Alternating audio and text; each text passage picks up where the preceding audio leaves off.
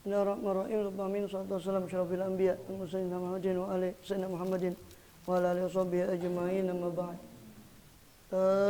Kita melanjutkan di Ihya Ulumuddin, yaitu al-aslu tsamin, asal ke-8, pokok ke-8, wa ma'rifatullah. Ya, dari pokok ke-8 ini pokok ke-8 dari pengetahuan ma'rifatu af'alillah, ya. Mengenali af'al-af'al, perbuatan-perbuatan Allah SWT. Pokok ke-8 dari perbuatan Allah adalah bahwa ma'rifatullah wa ta'atahu. Anna ma'rifatullahi subhanahu wa ta'ala wajibatun bi ijabillahi ta'ala wa syar'ihi la bil aqli. Bahwasanya ma'rifatullah subhanahu wa ta'ala dan taat kepadanya itu wajib dengan pewajiban dari Allah ta'ala dan dengan syariatnya Allah, bukan dengan akal.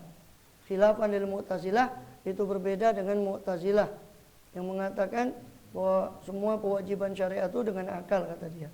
Lianal akla wa in aujabat ta'ah. Karena sesungguhnya akal meskipun dia mewajibkan apa akal itu akan ketaatan, wala yakhlu, maka tidak kosong, imma an yujibaha, ya, daripada an yujibaha, yakni mewajibkan akal itu kepada ketaatan li ghairi faidatin, untuk tanpa suatu faedah, ya, untuk sesuatu yang tidak berfaedah, wa huwa muhalun, dan itu mustahil. Fa innal aqla la yujibul abas. Sebab akal itu tidak mewajibkan sesuatu yang abas, yang tidak bermanfaat, yang sia-sia. Wa imma yujibal li faidatin wa gharadin. Ya. Dan bisa jadi ketaatan itu yujibah, diwajibkan oleh akal karena satu faedah dan karena satu tujuan. Dan itu sendiri kalau memang diwajibkan ketaatan itu untuk satu tujuan dan satu faedah, wadzalika la yakhlu, maka itu tidak kosong dari kemungkinan imma ayarji'a ilal ma'bud. Ya. Bahwasanya faedah itu kembali kepada ma'bud, kepada sesembahan kita, yaitu Allah Ta'ala. Wadzalika muhalun, dan itu mustahil pihak kita Ta'ala dalam haknya Allah Ta'ala. Fa innahu yataqaddasu anil aghradi wal fawaid, sebab Allah itu maha suci daripada tujuan-tujuan atau faedah-faedah.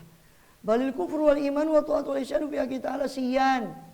Akan tetapi kekafiran dan keimanan, ketaatan, kemaksiatan dalam hak Allah adalah sama. Mau semuanya taat, mau semuanya maksiat, mau semuanya iman, mau semua kafir, bagi Allah sama. Wa imma yarji'u gharatil abdi wa aidan muhal. Dan bisa jadi ketaatan itu, ya, kembali faedah tadi, ya, gharadin atau faedah tadi, itu kembali kepada hamba, kepada gharadil abdi, kepada tujuannya si hamba, dan itu juga mustahil, li'anna la gharada lahu fil hal. Ya.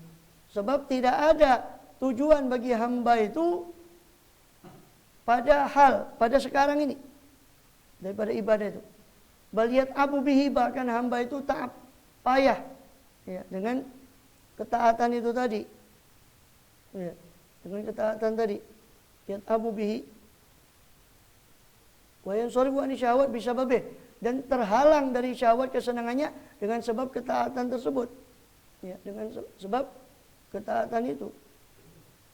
Walaysa fil ma'al illa thawab wal iqab, dan tidak ada di ma'al, di tempat kembali nanti akhirat, kecuali thawab wal iqab, kecuali pahala dan siksa. Ya.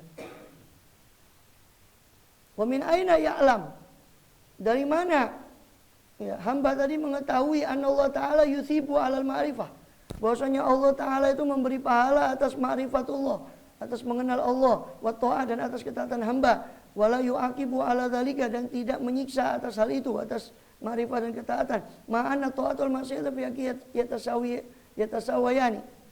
Ya. Meskipun padahal padahal ketaatan dan kemaksiatan dalam hak Allah itu sama. Idzalai salau ila hadima mailun, sebab tidak ada bagi Allah itu kepada salah satu dari keduanya, dari taat atau maksiat, tidak ada kecondongan bagi Allah. Wala li hadima bi ikhtisasun, dan tidak ada kepada salah satu dari keduanya, taat atau kemaksiatan, itu satu ikhtisas. Wa inama, satu kekhususan. Wa inama urifa tamyizu dzalika bisyara', hanya saja diketahui tamyizu dzalik, pembedaan hal itu, ya, bahwa taat itu akan menghasilkan balasan yang baik, kemaksiatan balasan yang buruk. Membedakan antara ketaatan dan kemaksiatan itu bisyar'i, dengan syariat. Waqad zalla, dan sungguh telah terpeleset. Jadi taat dan kemaksiatan itu, ketaatan kemaksiatan itu bukan dengan akal mengetahui ketaatan kemaksiatan, tapi dengan syariat. Berbeda dengan Mu'tazilah mengatakan itu dengan akal, kata dia. Ya. Sebab akal meskipun mewajibkan ketaatan. Ya, dan akal wa in aujaba, jika seandainya akal itu mewajibkan ketaatan, maka tidak kosong dari dua kemungkinan. Ya. Itu dia, si akal itu mewajibkan kita untuk melakukan ketaatan karena tanpa faedah, lebih faedah, dan itu mustahil. Mustahil akal itu mengatakan sesuatu yang tidak berfaedah. Yang kedua, si akal itu mewajibkan mewajibkan daripada ketaatan tadi untuk satu faedah. Nah, yang kalau memang dikatakan itu diwajibkan untuk satu faedah ketaatan itu, bisa jadi faedah itu kembali kepada sang ma'bud. Faedah dari ketaatan itu kembali kepada Allah, dan itu mustahil karena Allah tidak ngambil keuntungan daripada ketaatan, juga tidak rugi dengan kemaksiatan terhadap hambanya. Atau kemungkinan kedua, faedahnya kembali kepada hamba, dan itu juga mustahil. Kenapa dianggap mustahil? Karena hamba itu justru dengan ibadah, dengan ketaatan itu dia merasa taat. Bahkan orang kadang sulit diajak sholat, diajak puasa. Tidak ada kesenangan di situ. Maka mustahil diwajibkan dengan akal. Seandainya wajib dengan akal berarti semua orang bakal taat. Dia ngerti. Sedangkan ketaatan itu tidak akan kembali faedahnya kepada dirinya. Iya kembali tapi nanti. Nah, siapa yang memberitahu nanti bakal ada siksa, ada pahala? Ya syariat. Maka dari situ, dari dalil inilah kemudian Imam Ghazali menyimpulkan bahwa ketaatan itu diwajibkan bukan oleh akal, tapi oleh syariat. Maka syariat itu yang mengukur mana kebaikan, mana keburukan. Apa yang menurut syariat baik itu akan mendatangkan kebaikan di akhirat nanti, akan datangkan pahala. Apa yang menurut syariat buruk, bahkan haram dianggap oleh syariat, maka itu akan mendatangkan akibat berupa siksa dan sebagainya.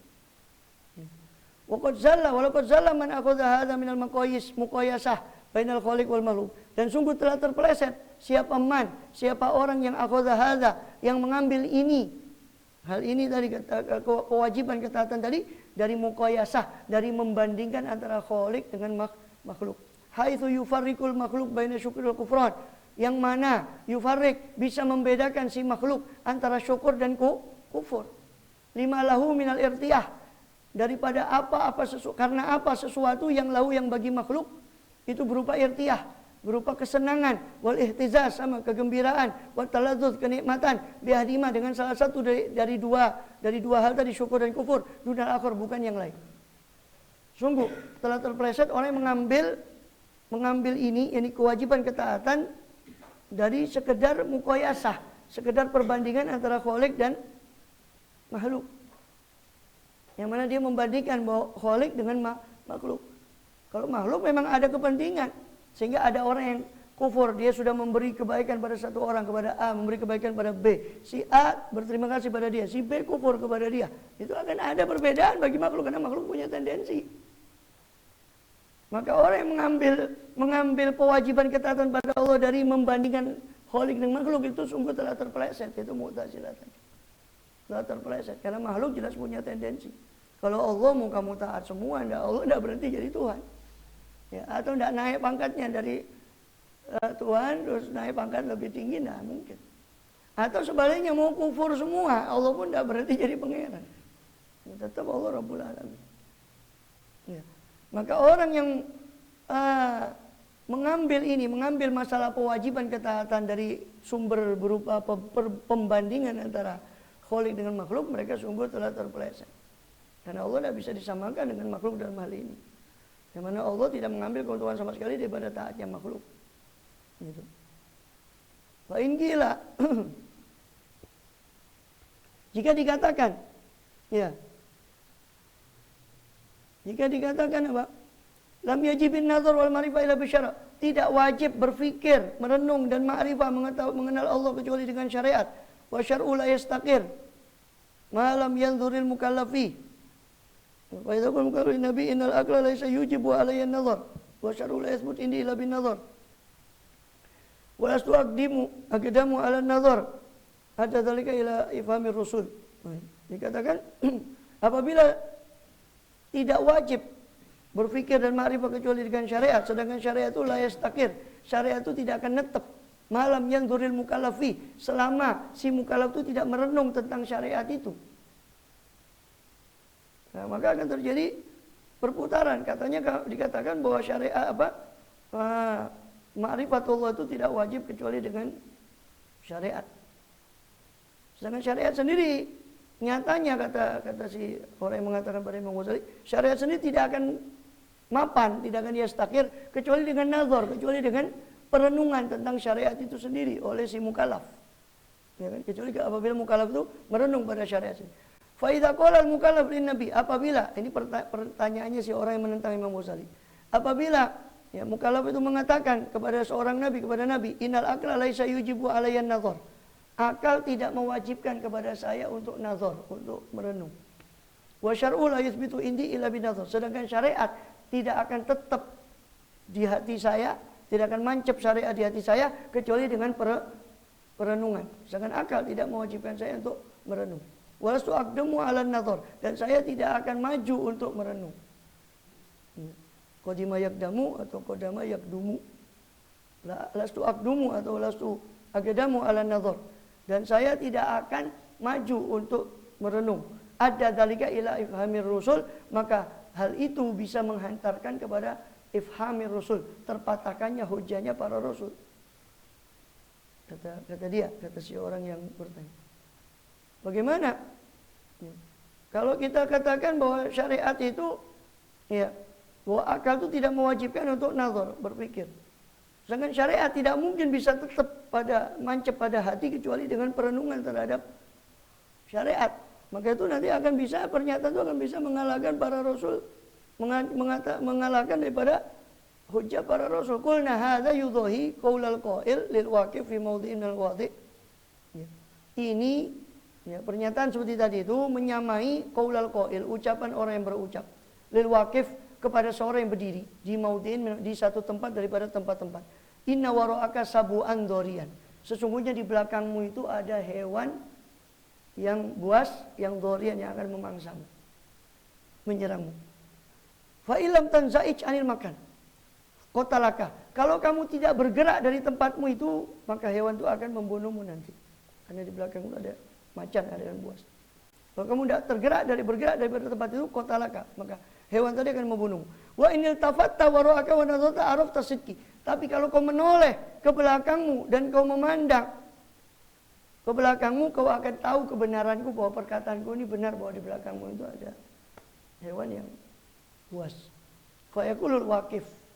Maka si orang yang berdiri tadi mengatakan, si orang yang berdiri tadi yang dikatakan oleh orang tadi bahwa di belakangmu itu ada hewan yang buas. Si orang yang berdiri tadi mengatakan, la yathbutu sidquka malam altafit warai.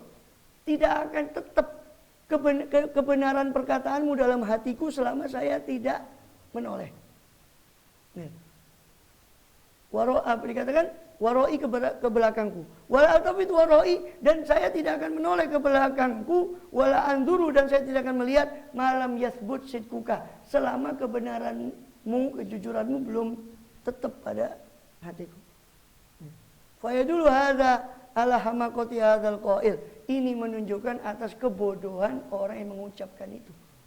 Wa tahaddufihi lil halak, dan menunjukkan atas tahadduf, menjadikan dirinya sendiri sasaran untuk halak, untuk kebinasaan. Wala darara fi alal hadi wal mursyid, dan tidak ada madarat fihi padanya, pada kebinasaannya si Waqif tadi, alal hadi, atas sang penunjuk, sang orang yang memberi petunjuk kepada dia bahwa itu ada hewan buas, wal mursyid, dan pembimbing. Sama dengan orang mengatakan begitu. Jadi orang yang mengatakan bahwa akal tidak mau mewajibkan saya untuk merenung, sedangkan kebenaran syariat tidak mungkin netap pada hati saya kecuali dengan perenungan. Itu sama dengan orang mengatakan di belakang itu ada hewan buas, dan kau akan tahu kalau kebenaran saya kalau kau menoleh ke belakang. Maka dia tetap mengatakan bahwa dia tetap mengatakan bahwasanya kejujuranmu tidak akan tetap pada diri saya selama saya tidak menoleh. Dan saya tidak akan menoleh selama tidak tetap kejujuranmu pada hati saya, kan? Bolak-balik. Ya, angel. Kemudian kalau dia tetap dalam keadaan seperti itu, kamu tidak menoleh pun dia tetap akan diterkem. Dan ketika kamu diterkem, sang pemberi petunjuk itu tidak ada masalah bagi dia. Oh, yang binasa kamu. Sama orang mengatakan begitu. Tidak wajib bagi saya merenung. terhadap ma'rifatullah.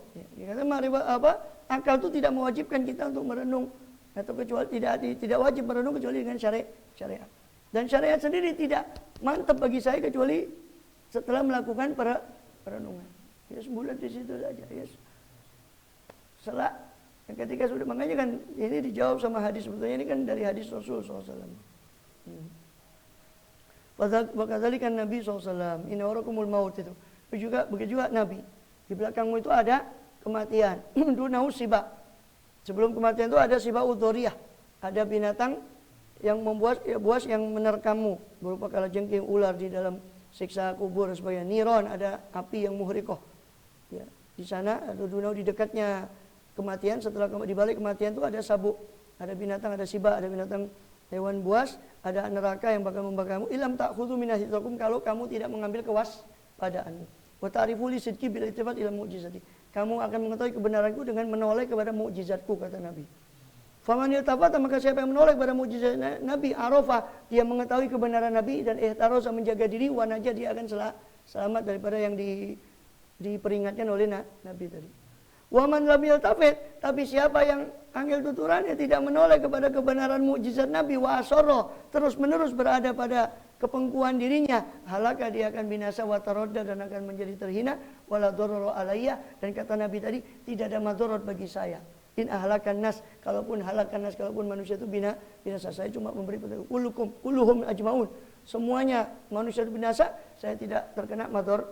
Sebab tugas saya, kata Nabi, cuma menyampaikan. Wa inama alayal balagul mubin, hanya saja atas saya itu penyampaian yang nyata. Fasyar'u ya'rifu wujuda sibai dhariya ba'dal maut, maka syariat itu yu'arif wujuda siba, mengenalkan akan keberadaan hewan buas itu setelah kematian. Ada kalajengking, adanya ular yang menyiksa orang, penghuni neraka dan sebagainya, itu dikenalkan oleh syariat. Akal tidak nyampe ke sana. Ba'dal maut, setelah kematian. Wal aqlu yufidu fama kalami. Nah, akal fungsinya mencerna kalamnya para nabi yang sudah menyampaikan peringatan syariat tadi, kan nabi yang menyampaikan. Nah, akal di situ fungsinya cuma mencerna perkataan para nabi itu tadi. Ya. Mayakul, apa yang diucapkan fil mustaqbal, di zaman akan datang. Wa tabu'u yastahidu alal hadzal min ad-darar. Sedangkan tabiat manusia yastahid akan mendorong orang untuk waspada. Kalau sudah dipahami oleh akal, oh Nabi itu menyampaikan begini, dipahami, kita hati-hatilah daripada kita nanti kejebak daripada siksa Allah, kita hati-hati. Karena tabiat manusia kan cenderung ingin melepas diri dari kebinasaan, kan gitu.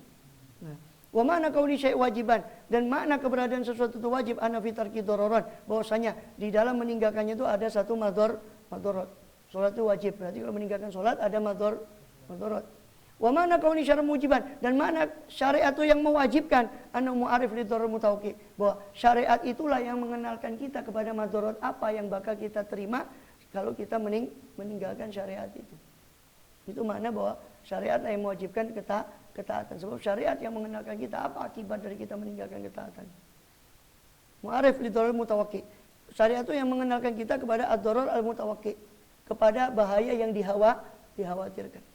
Fa innal aqla la yahdi ila tahadduf lidharar ba'dal maut inda tibai syahwat. Sebab akal tidak akan bisa menunjukkan kepada tahadduf lidharar, kepada kepada penyeretan kita kepada sasaran, menjadi sasaran madarat setelah kematian ketika mengikuti syahwat. Akal tidak bisa menunjukkan itu.